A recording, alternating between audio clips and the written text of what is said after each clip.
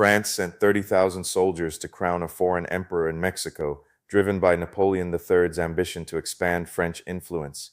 But the empire didn't fall to an army, it fell to hunger, betrayal, and one unlocked door. I'm Arturo, and this is Latin Lore, from Latin America's history to mysteries and true crime to local legends whispering Latin intrigue. Every tale is verified in archives before it reaches your headphones. Hit subscribe, fresh revelations drop every week, ready for your next campfire debate. Before dawn, a trusted officer walks to a convent door in Querétaro, gives a quiet order, and an empire dies in its sleep. No heroic last stand or cavalry charge, just one latch, one betrayal, and foreign power collapsing on Mexican stone. So, here's the burning question. Was that man a traitor, or did he save the Republic?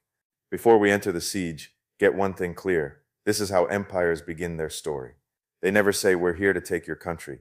They say, "We're here to stabilize you," or "We're here to collect what you owe," or "We're here for order." If you've lived in Latin America, or your family has, you know the script. In the early 1860s, Mexico was still bleeding from civil war and decades of political fracture, trying to stitch a republic together while the world watched. The country was torn. Should it become a liberal republic limiting the power of the church and the military, or remain a conservative order rooted in old privileges? The war exhausted everyone, soldiers, towns, families. When the government paused debt payments to survive, foreign powers saw an opening. Britain, Spain, and France arrived over debt. Britain and Spain soon left, recognizing deeper motives. France stayed, seeing an opportunity for its own destiny. At that same moment, the United States was tearing itself apart in civil war, distracted, weakened, and inward-looking. For Napoleon III, this seemed like the perfect opening. He didn't need to conquer Mexico as Spain did. He could act cleaner, modern, almost elegant, install a puppet crown, paint it as Mexican, and sell it as rescue. They didn't arrive as guests. They came as a verdict. Banners, uniforms, then a polished and foreign crown. They promised order, civilization, and a new Mexico blessed by Europe and protected by steel. But after the dust settled in Querétaro, what remained was not a kingdom or miracle, or even a myth. It was a lesson. In Mexico, sovereignty is not a decoration. It is a wound to defend or lose. And we need to name the sides clearly, because history gets blurry when propaganda outlasts people. The Juaristas were Republicans loyal to the constitutional president Benito Juarez, and the side that said Mexico chooses Mexico. The imperialists were supporters of the empire, conservatives who sought to restore the old order, and foreign powers that sought to shape Mexico in line with their interests. They don't just need soldiers, they need a face, a symbol, a fairy tale you can print on posters and whisper into salons. And so the plot turned to a Habsburg archduke, Ferdinand Maximilian, born into palaces and portraits, trained to believe power is inherited like bone structure, persuaded that Mexico was offering him a throne. Here is the first cruel truth. The Juaristas understood, and the imperialistas tried to bury under ceremony. Those Mexican exiles who promised Maximilian a crown had no crown to give. They were a defeated faction, crushed in Mexico's internal struggle, shopping for foreign bayonets to win back what they had lost at home. They spoke of popular support the way a gambler speaks of destiny, with confidence that isn't backed by reality. By late 1862, France controlled much of Mexico. Napoleon wanted to oust Juarez and create a second French-backed empire, conservative, Catholic-friendly, and strategically placed against the U.S., with minimal direct rule. And Napoleon told Maximilian the line, "Every imperial project tells its chosen symbol. This is the will of the people. This is destiny, this is history." But the minute Maximilian set foot in Mexico, the illusion began to crack. Juarez did not vanish. The Republic did not surrender. The Juaristas did not kneel. They retreated, yes, but not into defeat. They retreated into geography, into the distance, into mountains and desert and vastness, into the kind of Mexico that punishes anyone arrogant enough to think a nation can be ruled like a salon in Vienna. And here is the second truth foreign planners always underestimate. War is not only a battlefield. In Mexico, war becomes memory. War becomes refusal. War becomes the slow decision of ordinary people not to accept a crown just because it arrives with cannons. The empire loses its spine. At first, the imperialists had momentum because they had what mattered in the opening act of a war: money, uniforms, foreign artillery, and the aura of inevitability. For a moment, it looked like the empire might harden into fact. But then reality returned, as it always does in Latin America, slowly, violently, and without permission. In January of 1866, Napoleon III announced that French troops were withdrawing. The intervention had become too expensive, too politically risky, too difficult to sustain against Juarez's defiance and the pressure building internationally. And when the French spine pulled back, the empire's posture began to collapse.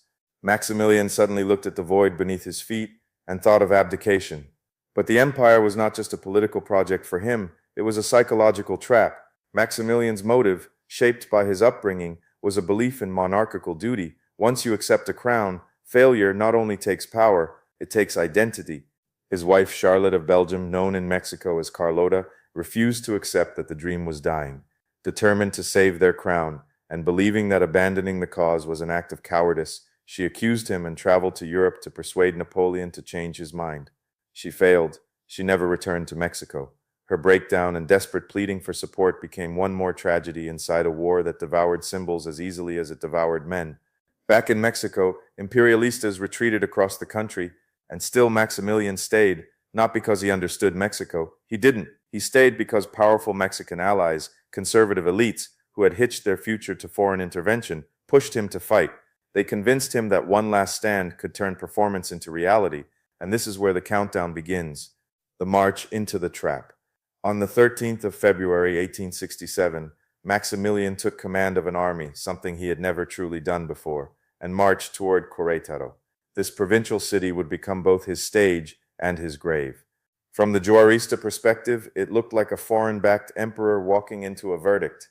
He dressed like a general, black trousers with silver buttons, boots up to his knees, a broad sombrero, as if costume could transform him into something local, something authentic. But no outfit can disguise what he represented.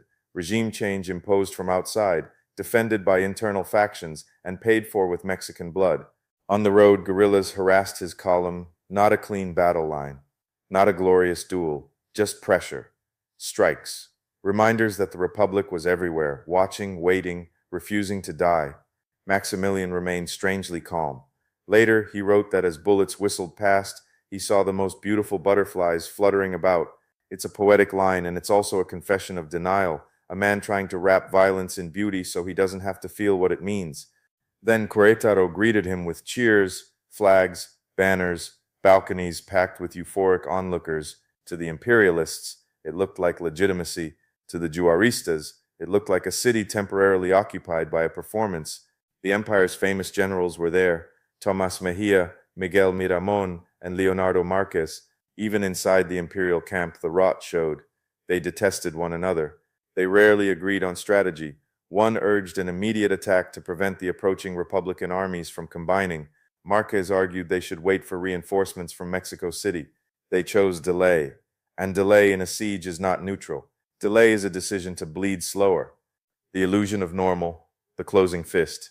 As the city waited, Maximilian wandered among shadows and suspicious glances. He wore his blue tunic, leaned on his walking stick, and sparked cigars with strangers as if the masquerade would hold. The French coffeehouse buzzed, officers feigning calm over pastries. A bullfight drew cheers, a nervous show. But beyond these thin veils, history tightened its grip.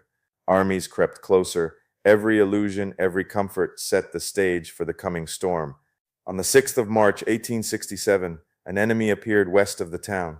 3 Juarista armies converged. Any hope of defeating them separately collapsed. The siege began. Querétaro became a snare. Money vanished. Provisions thinned to crumbs. Maximilian's men could not seize the hills. Republican guns ruled the heights. Each day, the city hunched lower, battered by hungry thunder, a battered bull under a relentless hammer, bracing for the final blow. Maximilian made his headquarters in a thick-walled convent. On the morning of the 14th of March, he reviewed his troops in his courtyard. He delivered a speech, then shells crashed into the walls. In one moment, the ceremony was struck by shrapnel. Desperate fighting followed, lines held. For now, in the early evening, Maximilian rode out to inspect his troops. They cheered him wildly. Sharpshooters kicked up dirt near his horse. The bells of Querétaro rang. Trumpets sounded. Soldiers sang. An imperialist officer recorded, "The empire had been saved." But that sentence is the kind of sentence history laughs at. Saved, temporarily, like a candle sheltered from wind in a room already burning. Hunger, ceremony, and the lie collapsing. Maximilian needed reinforcements to break the siege.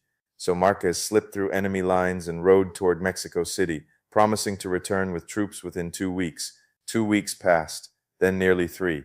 April 10th arrived, the anniversary of Maximilian's acceptance of the crown, and there was still no sign of Marquez. So what does a dying empire do when it lacks food, ammunition, and hope? It is a ceremony. The highest authorities they could scrape together presented themselves before the emperor to congratulate him. The Minister of Justice read a speech praising the day Maximilian accepted the crown, claiming it had opened the gates of hope for this unhappy land. And even though Maximilian controlled Querétaro, Mexico City, and only a handful of other towns, they insisted the empire was the will of the nation, and the republic merely the will of the few. From a Juarista perspective, this was not persuasion, it was a hallucination, a regime trying to speak legitimacy into existence while reality dismantled it piece by piece. Then the hunger turned physical. Supplies ran so low that lead roofs were ripped up and turned into musket balls. Food became scarce, horses were slaughtered for meat, soldiers began to desert, discipline melted, and Maximilian, while explosions rained around him, dictated details of court etiquette, as if words could rebuild an empire that was literally starving. Then the final confirmation arrived. Marquez had been defeated and was now himself under siege in Mexico City. No help was coming. The hole, the delay, the door. Maximilian and his generals resolved to break out before the army dissolved completely. On the 27th of April, they nearly succeeded, punching a hole in the Juaristas' lines, then moved too slowly. Republican reinforcements closed the gap. Another escape was planned for May 13th, then delayed until May 15th, the night before. Fearing capture, Maximilian divided his possessions among his closest entourage. One of those men was a trusted officer, Miguel Lopez, and now the story narrows to a door in the dark. In the early hours of the morning, Lopez crossed into the Juarista lines and betrayed Maximilian. In return for his life, and it was alleged, money, he ordered imperialist guards to stand down and led Republican soldiers into the convent where Maximilian and his officers were sleeping. This is the moment the empire truly dies, not with fireworks, not with a heroic collapse, with a door opened from the inside. Even then, Maximilian somehow managed to avoid capture. With a small band of loyal officers, he made his way to the Cerro de las Campanas, a hill overlooking the town, hoping to rally what remained of his forces. But the situation was hopeless. Artillery shells rained down. Querétaro was lost. Maximilian surrendered. He was escorted to the Juarista commander, Mariano Escobedo, and the irony in that meeting could split a century open, a Habsburg archduke born at Schönbrunn Palace in Vienna, offering his sword to a former farm laborer from the harsh Sierras of Nuevo León. "I am your prisoner," Maximilian said, making it final. And this is where the story stops being only about one man and becomes about Mexico. The fall of Maximilian was heavy with symbolism, republicanism over monarchy in the Americas, but Juarez was determined that symbolism was not enough. He wanted finality, because in Latin America, victories that remain reversible become invitations. If you leave the door cracked, someone will return with a new flag and the same old chains.